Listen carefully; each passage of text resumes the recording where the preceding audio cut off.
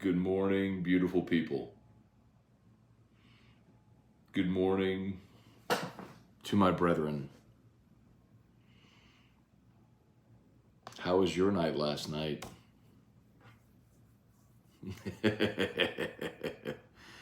Oh boy. LSU walks it off in the bottom of the 11th to beat Wake Forest to advance to the National Championship Series in one of the most dramatic, gut-wrenching, anxiety-riddled games I have ever seen in my life. My goodness gracious. The two best pitchers in college baseball showed why they are the two best pitchers in college baseball. Paul Skenes, eight innings of scoreless baseball on 2 hits, struck out 9, walked 1. Rhett Lauder, 7 innings of scoreless baseball, no runs on 3 hits, struck out 6, walked 2. The defenses were incredible on both sides. Of course, Trey Morgan's play in the top of the 8th on the bunt, the safety squeeze to get the runner at home. But that wasn't it.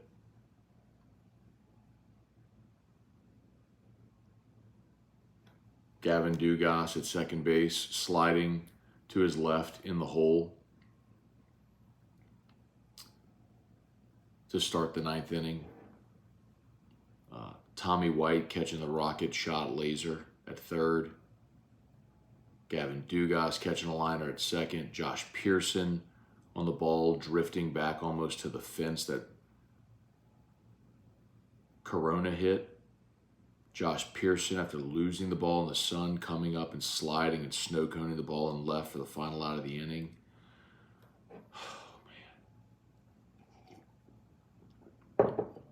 The job Thatcher Hurd did behind Paul Skenes, especially when he got in trouble in the 11th. I mean, what a game. You had so few opportunities to get a run across.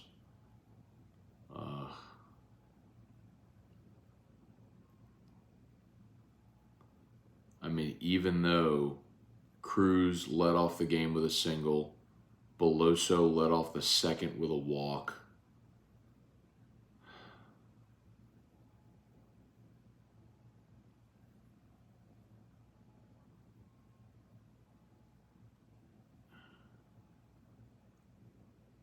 Dugas led off the 7th with a walk.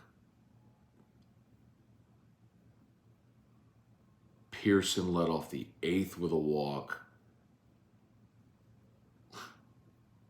I mean, your opportunities were few, but 5 times you had the leadoff man on base.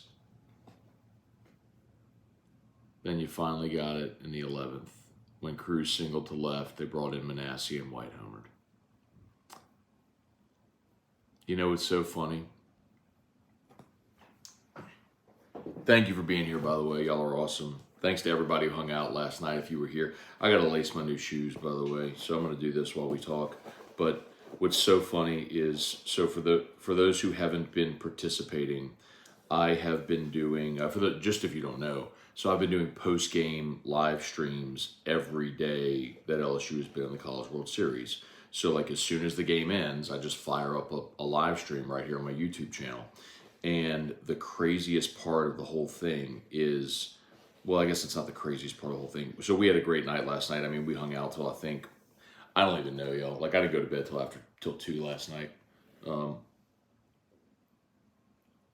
I mean, I didn't go to bed till 2 a.m. It was a late night and had an awesome time and was so thrilled to be able to celebrate and enjoy that win. My goodness, that was so much fun. So thanks to everybody who hung out. But because I just fire up the live stream like as soon as the game ends, when Tommy White came up to the plate, I had the draft of the tweet typed out, like, you can't pitch to Tommy White. Like, the runner at first base is irrelevant. Like, it's you got to make somebody else beat you. So they pitched to Tommy White, and that was really surprising to me. Anyway, so just incredible, man. What an incredible day, incredible game, incredible team, incredible College World Series so far. It has been so much fun to watch. Just wow. Wow. So now the Tigers play the Gators in the championship series starting on Saturday. We'll talk a little bit about Florida. I know we're going to sort of bask in the afterglow of this win, and rightfully so, but the team has to get rested and then get ready to play the Gators, because that's going to be a very, very sincere challenge, man.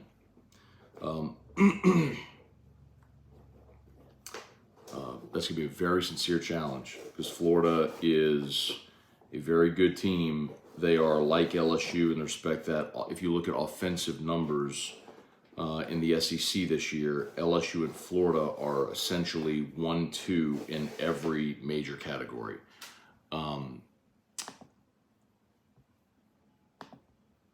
Here you go. In the SEC this year, if you look offensively, batting average, LSU 1, Florida 3. Slugging, LSU 1, Florida 2. On base, LSU 1. Well, Florida's at 8th on base percentage. It's because LSU walks and gets hit by pitch a lot. Runs scored, LSU 1, Florida 2. Hits, LSU 1, Florida 2. RBI, LSU 1, Florida 2. Doubles, Florida, LSU tied for first. Triples, Florida 1, LSU 2. Home runs, LSU 1, Florida 2. Total bases, LSU 1, Florida 2. At bats, LSU 1, Florida 2. You get it? Like, these are the two best offenses in the SEC, and they're so similar. The biggest difference is Florida has Sproat, Waldrop, Caglione lined up and ready to go. So that's the biggest difference, is their pitching is set up, and LSU's is not. However, that hasn't deterred LSU to this point. Now, it is really hard to imagine that you're going to get anything from Paul Skeens. In theory, if you get to Monday, if you get to Monday, which hopefully you win the first two games, you don't need to play Monday. If you get to Monday, maybe he can give you something on 3 days rest. He's not going to start and throw 100 pitches, but could he come out of the bullpen and give you something? Maybe. Could he start and give you 2 innings, or maybe one time through the order? Maybe. I'm distracted. I'll lace those shoes later. I'll just wear something else today. Anyway, incredible. Just an incredible day, incredible performance, incredible team, and so much fun to watch. Let's say some good mornings. Brad David, what's going on? T-Bob just compared last night's game to a science fiction movie. God bless. Peter Finnick, second greatest home run in LSU history. Blessed to have watched both happen live. Yeah, I mean, considering the stakes, the only thing bigger would be to walk off a game in the national championship. And Warren Morris did that, and Tommy White did the next best thing.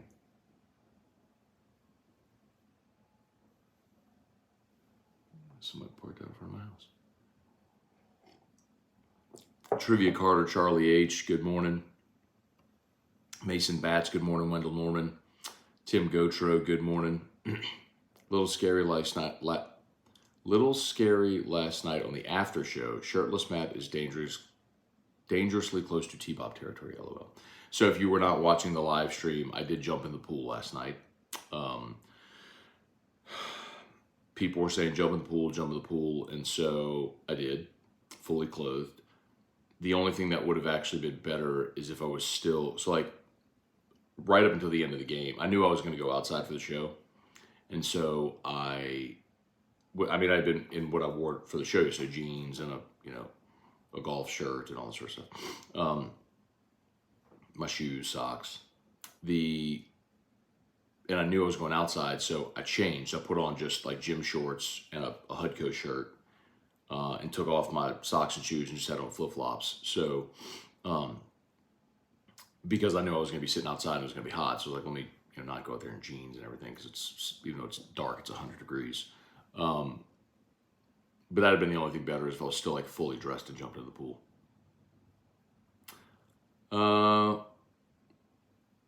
Late arriving crowd after last night's shenanigans. We might or might not have DoorDash Taco Bell at midnight. I don't know what time we finished the show. I don't know. We had some friends who came over, who were just getting back in town from a vacation, and so that's who. If y'all were watching the live stream, who's out there with us. So I'm doing the show. Erica and our friends, another couple, were all sitting outside like around. We were all kind of talking. They were kind of talking all during the show. And we hung out past 1, maybe 1:30. We DoorDash Taco Bell at like midnight, maybe later, I don't remember. They screwed up our order, by the way. I wanted Doritos Locos Tacos, and they sent us a bunch of Taco Supremes. I was a little pissed about it, but hard to be really upset about everything. Oh, they're trimming the tree. I'm like, who is this outside of my house? We have a big tree in front of our house. That's the lawn crew. I guess they're just trimming this tree. It hangs over the sidewalk. Let's see. Hey, Dad, good morning. Vernell Thomas, Kelly Gross. Epic show last night. Jason Horn, good morning. How cold was the pool? Cold? Pool wasn't cold at all, man. It's 100 degrees outside. Pool water feels like bath water. Ray Connolly, good morning, Ray. Jeff McKiffin, what's going on? Earl, good morning. This weekend, dang cold front. Matt, 2030 hour derby, Saturday and Sunday, let's go. Who do you think's pitching? So Earl, I think listen, Saturday it'll be Ty Floyd. They'll go Ty Floyd in the same manner that they went Paul Skeens. Oh, wait. Doesn't he know I'm doing a live stream right now? Whatever.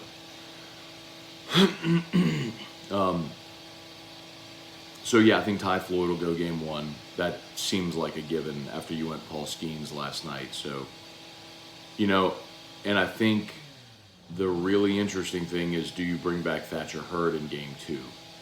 And I can't tell you that I know the answer to that or feel super confident about that either way. Hurd pitched on Sunday behind Skeens. On Monday behind Floyd. Hurd pitched on Monday. So he had Tuesday. Dog. Trimming all the hedges. It's literally right outside the window. Dang. Anyway,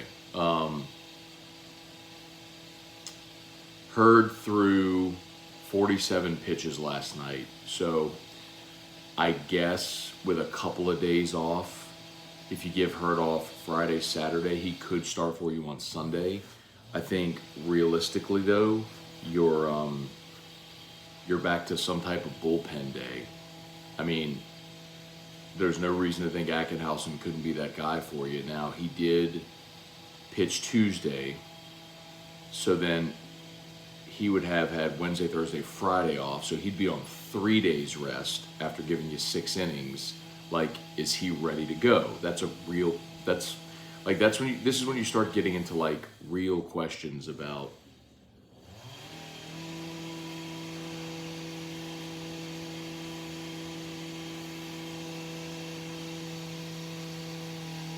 guy's got a hedge trimmer literally 10 feet from me.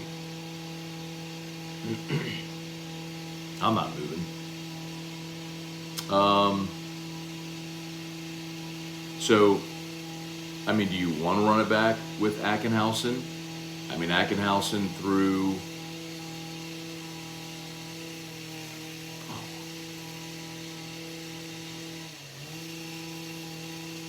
Yeah.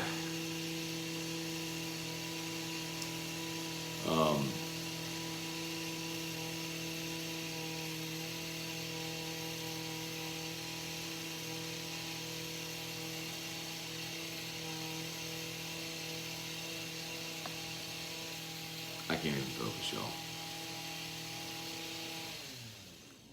Oh.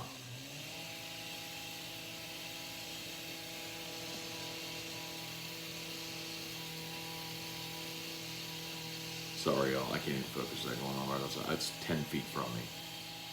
Anyway. I'm not mad at the guy. He's doing his job. But anyway. Ackenhausen threw 90... No. Ackenhausen threw 93 pitches against Tennessee on Tuesday. So Wednesday, Thursday, Friday. On 3 days rest, he's not coming back on Saturday. See, this is the problem you have now. So, so Tuesday, Wednesday, Thursday, Friday. So on 4 days rest, he could probably come back and give you something on Sunday. One of your prime candidates, I'm going to tell you, has got to be Blake Money. And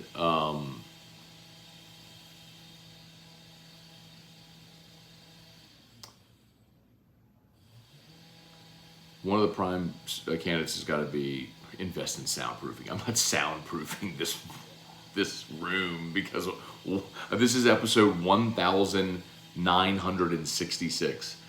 To the best of my knowledge, it's the first time someone in 1,966 days has been 10 feet from my window with a hedge trimmer while we're doing the show.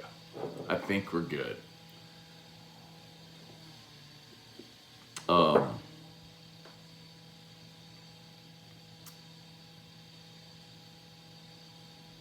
Blake Money. That's right. Y'all, today's going to be a day. Today's going to be a whole mood and a whole vibe. I mean, I was up till 2. Had me some Van Winkle 12-year. Probably drank a couple beers. Ate some Taco Bell late at night. Might have stayed up till 2. Did stay up. No, I definitely stayed up till 2. Had that alarm set. Didn't sleep a lot. Got some coffee.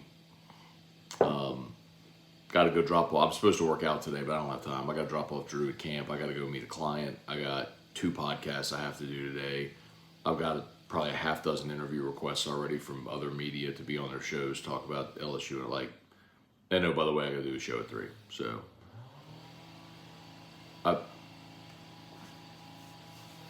and I got a hedge trimmer 10 feet from me. You know what, y'all? Hell with this. I can't do this. Guy's chasing me out of my own office. Jesus Christ. Who busted up at someone's house with a hedge trimmer outside a window at 7:50 in the morning? Okay, maybe we can focus now. Just a little bit anyway. I mean, Jesus.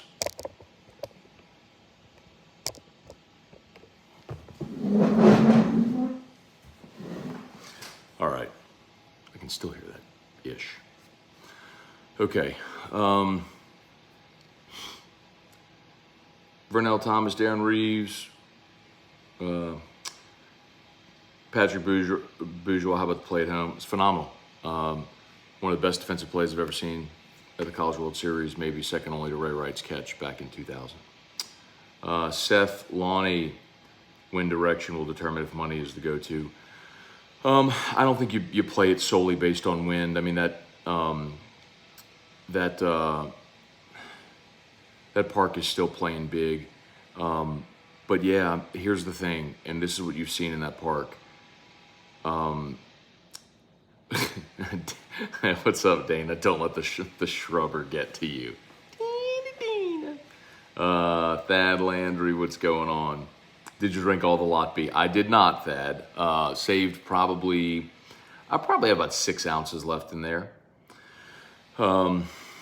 Save it for when they win the national championship.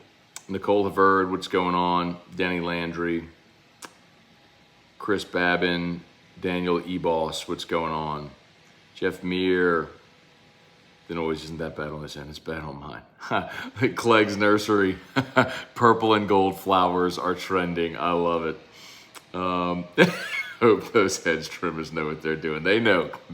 I don't know who's running the Clegg's account right there, but they know good and well. They're great. Yeah, he's got a wide open Glenn. Candace Whitaker, I can't avoid it because now there's someone hedge trimming in the back. Candace Whitaker, Trey Morgan's the most underappreciated player in college baseball. I don't think that that's true, Candace. I think Trey Morgan is plenty well appreciated. They all throughout the broadcast, they gush about his defense. He's hit 300 his entire LSU career. He was on the 2022 U.S. Collegiate team, 2022 SEC All-Defensive team, 2021 First Team Freshman All-America. He's an exceedingly decorated player. It's hard for me to say that Trey Morgan is underappreciated. I think knowing a lot of national college baseball media, they all know who Trey Morgan is, and I feel like he's gotten his just due.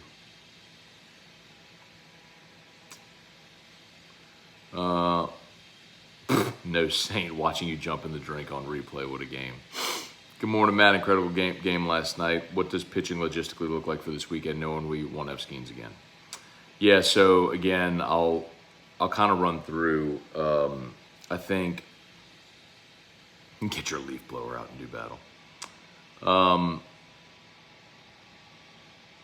So Thomas Lamont says LSU's allowed 8 runs in 5 games. Florida pitching advantage. I don't know about that. So, okay, real quickly, Thomas, that is in no way meant to be disparaging at all to the LSU pitching staff.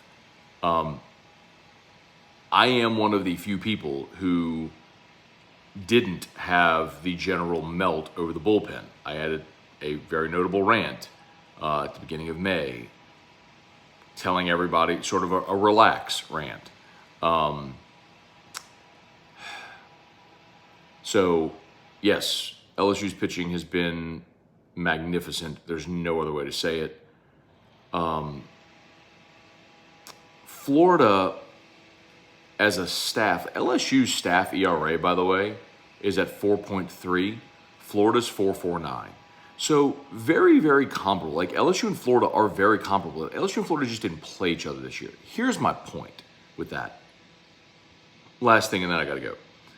We got to get Drew up and get him up and get him to camp.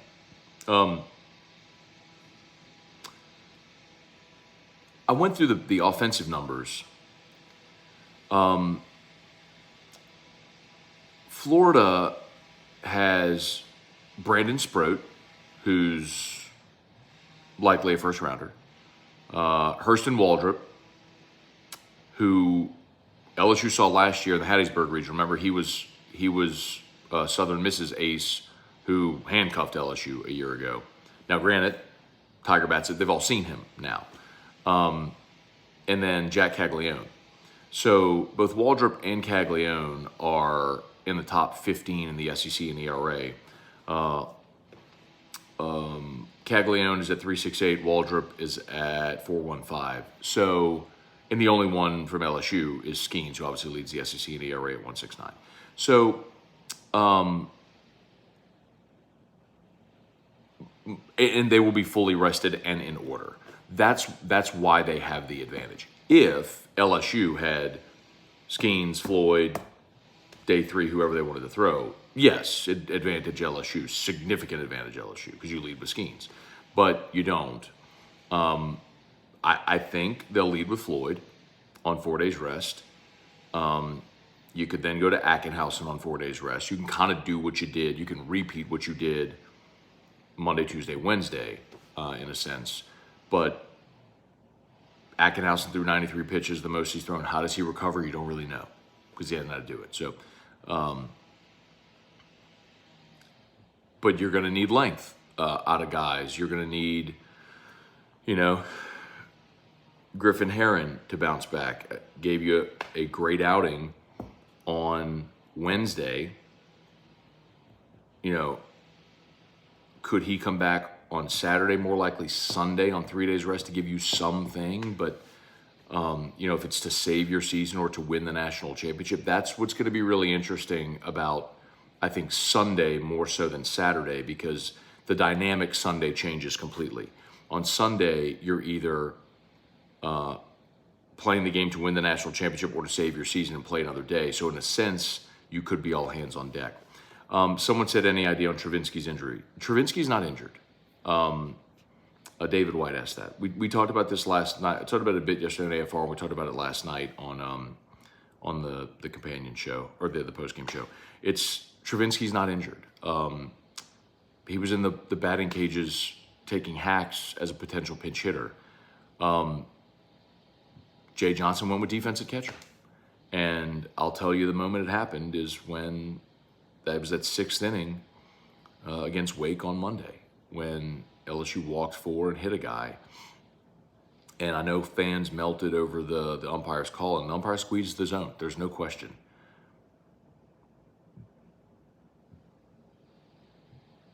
But I think so often when people talk about defensive catching, you gravitate to the caught stealing number. What is not in the box score ever is how you are as a receiver. Your ability to be still behind the plate, to frame pitches, to manage your staff. And Alex Milazzo's better at that. Flatly, he's your best defensive catcher. And at that position, in this ballpark, where it's hard to score, and you've just got to throw the ball over the plate, and you need to steal strikes, Milazzo does that better. So, were your pockets empty when you jumped the pool? Yes, they were. Let's see. Eddie, no, he's not. I don't know what to tell you. He's not. He might be. That's not why he's not playing. I'll put it to you that way. And it's not a knock. Look, Travinsky, I said this last night on the show, Travinsky is one of the giant reasons you're there. Over the last 6 weeks, he has been one of your best bats in the lineup. But his bat doesn't play in this park. He is a load on the front foot, cheat to the fastball, get out in front of it, and mash homers guy. And if someone throws him an off-speed pitch, he's going to be out in front of it. So,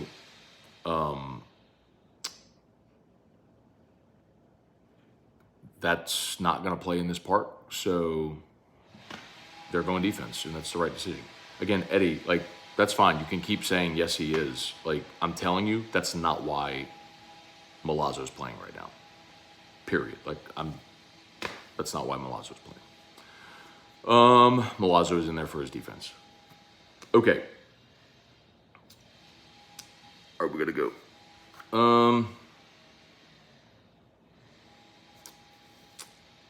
Mark said Waldrop's not starting tomorrow. Sproat's gonna start tomorrow. Sproat's the Friday night guy. They'll go Sproat, Waldrop, Jack Cagliano.